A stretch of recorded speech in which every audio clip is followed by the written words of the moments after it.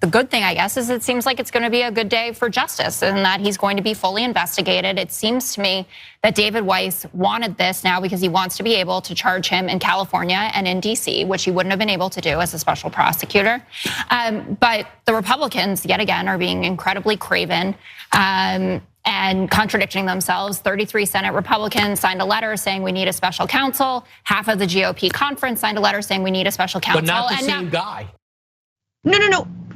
Yes, the same guy, Brian Kilmeade. It was David Weiss that those senators wanted to be appointed to be a special prosecutor in this case. That's the whole point.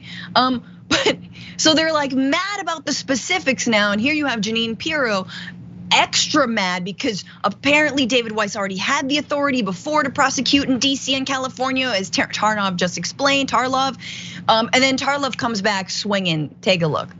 There would be a problem with anyone except for, I don't know, John Eastman and Rudy Giuliani if they were the special counsel. David Weiss is a Trump appointed. David Weiss lied to Jim. Can I finish? He lied to Jim Jordan when he said he had all the power he needed. Because we know from an October 2022 meeting with the FBI, the IRS, and a contemporaneously made business record that he said he wasn't given permission to prosecute in the other jurisdictions. That came from a whistleblower who was not in the room when that happened. It isn't a lie. He was in the room. David Weiss You confirmed. know what's not a lie? You know what's not a lie? That you're cutting me off. Let me say this. You know what's not a lie? Finish your point first. Go ahead. Oh, that's very generous of you. Thank you.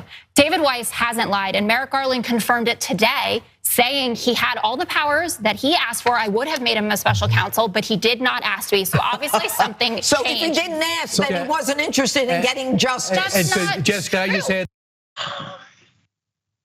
Wow. Ray, I'm gonna kick it to you. They're like, she's really hand-holding them on all of this. Like, it's a good day for justice because we're gonna get a full investigation. He can be prosecuted in 2 states. What more do you want?